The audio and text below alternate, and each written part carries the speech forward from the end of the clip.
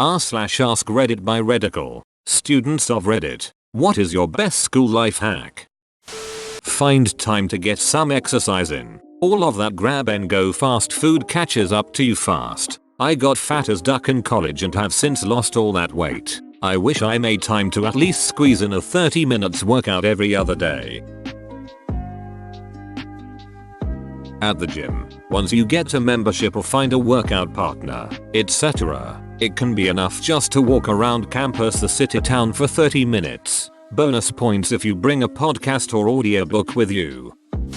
For math physics majors, learn how to use LaTeX early. It will save you a ton of time in the long run, and you'll need to know it for grad school anyway. I personally recommend LIX for problem sets, since it helps to see what you're writing live. Also, learning how to use Mathematica really well saved me countless times when I wasn't smart enough to do the math by hand. And for the folks that don't want to install anything, I would highly recommend trying out Overleaf. Also, Detexify will let you draw a symbol and give you the LaTeX syntax.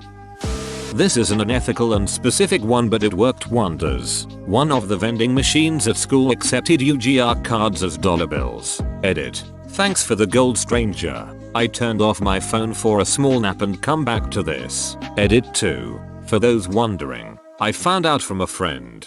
This is my favorite answer in this whole thread. It's made even better by the mere fact that someone had to think something like, I wonder if pot of greed could get me a soda. Quizlet is pretty great.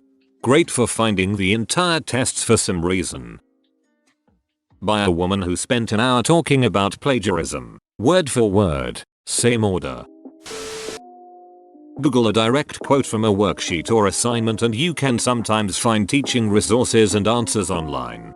At my school, the teachers have their own website and can make different folders for resources. The teachers have the option of putting a link on their site so students can access it. So teacher can see all links and students can only see ones the teachers put on the public site. I looked up one of the assignments for my AP environmental class and found a link to my teacher's answer folder for all homework. I really lucked out there because I had no clue what I was doing in that class. If I learned anything from my high school days, don't tell anyone, because if you do it will spread and then no one will be able to use it. You can Google by file type, using the syntax. File type, PDF name of the textbook I need, will often give you downloadable versions and save you hundreds of dollars. Plus, being able to control +F a textbook is a lifesaver. This of course can be applied to any other file extension. Library Genesis. This can save students thousands of dollars. It has almost any book you would need with recent versions.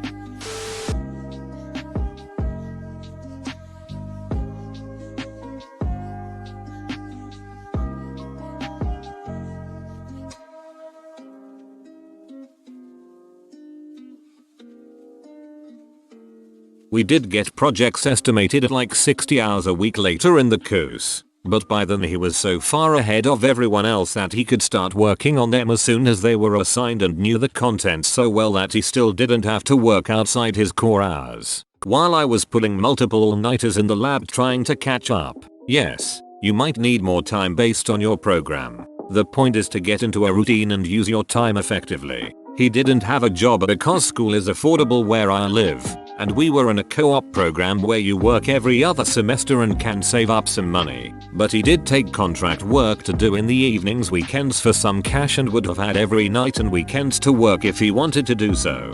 This is by far the best advice that can be given to people entering college. Not only does it make everything so much easier, you are miles ahead of your peers when you get a job, just because you've practiced being productive and proactive. This is from someone who did the absolute opposite of this while in school.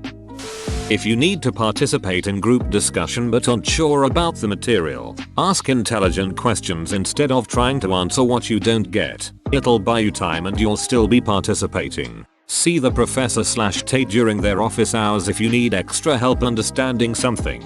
No one comes to office hours and they're usually really happy to help. To add on to this, pay attention to how often other people are participating. If it's a high participation class, You'll probably want to contribute 3-4 times even if you don't know what's going on. Snatch up the easiest gimme answers and ask a couple good questions and you're set. If participation is low, your teacher/tay will be thrilled anytime someone says anything at all. Just ask like one question during class and you'll be fine. I had plenty of college discussion-based classes where certain students literally never talked. At most it would be once or twice in an entire semester, and only because they were directly addressed. Quantity doesn't matter as much as bookending the class. One question or comment in the first 5-10 minutes and one in the last 10 equals full participant. For all my fellow commuters out there, meal prep. You will save so much money by making some rice and chicken at home instead of buying some food every day. I used to buy Subway twice a week as I was at school for a long time of those days. I just started to do meal prep and I feel so much better about not spending that much money anymore. What meals do you prep? I don't have access to a microwave and can't usually eat until around 2 o'clock in my 9 AM to 9 PM school schedule. r/meal prep Sunday. Browse the textbook before the lecture, or at least skim the introduction and the section headings. It's a lot easier to remember information if you walk into the classroom with a little bit of context. See, I've always done that but had the most trouble with professors who just assign readings and then do their own thing. Make time to visit them during their office hours during the first month of the term. Sound them out on the things they consider key information to the course.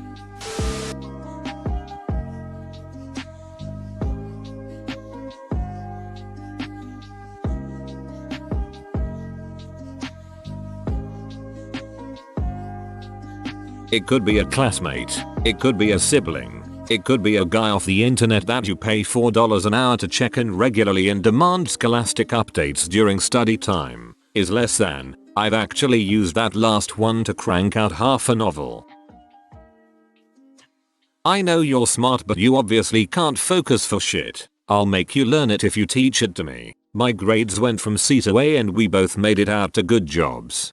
I actually find my favorite form of studying is tutoring peers. I have to know all of it to actually help, and I'm reframing my knowledge all the time to get a better understanding of it. Before exam, make a copy of all the material you have to know, but change it in the way you would explain it. It helps a lot to learn the subject. I found that explaining the concept out loud, even if it's to nobody, really helped me or made me realize what I still didn't know. In programming, this is called rubber duck debugging. In the process of explaining the program lines in terms a rubber duck would understand, you'll probably see where you screwed up. Your goal is to find the bathroom on campus that's used infrequently and find out when they clean it. When you find the perfect time and location, don't tell anyone until you graduate. Never the old buildings because the toilets are from the 50s and browned with age. Never the newer building because they are too heavily used as they are presumed to be the cleaner ones. If your campus is 1950 present day, use the building built in the 90s. The 90s was a good decade for poop rooms. Edit. My highest comment is about poop. Solid. I found a bathroom at my university. It's on the 3rd floor of some obscure building, and no one goes there. It looks like it was designed by some modern art designer. It has urinals and sinks that are always clean. Then, there is one toilet inside the bathroom, but the toilet is in its own room and the place is air conditioned really well. I used to sometimes spend an hour in there browsing my phone, and no one goes there. Thank you, literature history department. Get enough sleep. Seriously, I know it's hard. I know there's not enough hours in the day, but if you're gonna cut anything, it shouldn't be sleep. Sleep more than you study more than you party, and party as much as you can. So 9 hours sleep, 8 hours of study, then 7 hours of party every day. Gotcha. Don't spend your school time on Reddit, which is exactly what I'm doing right now. I'm not doing that right now. Same. But go. I might literally be begging. Peanut butter can be a meal. Woof woof. Degrees. Doggy what now? If possible, so you avoid unnecessary stress. Helps me survive. Also, learn how to manage your time well. I hate it when professors actively prevent you from working at least a week ahead. Locked assignments are the bane of my existence.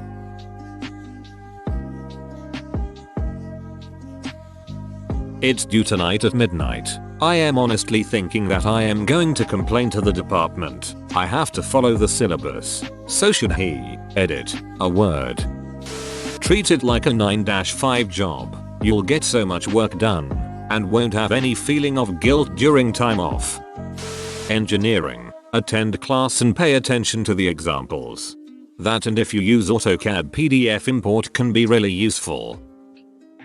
If you don't know something, there's an engine guy with a tutorial on YouTube that can help you out. Not kidding. Saved my semester. I still don't know anything about that subject.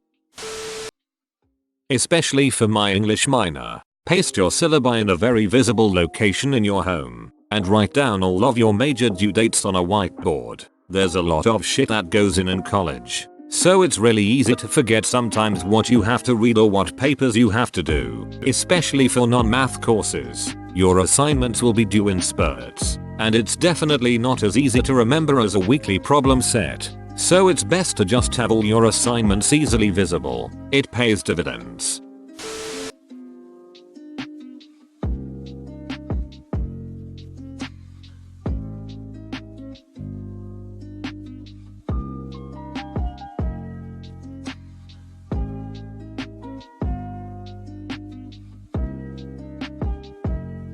Boo! There is a thing called damage control.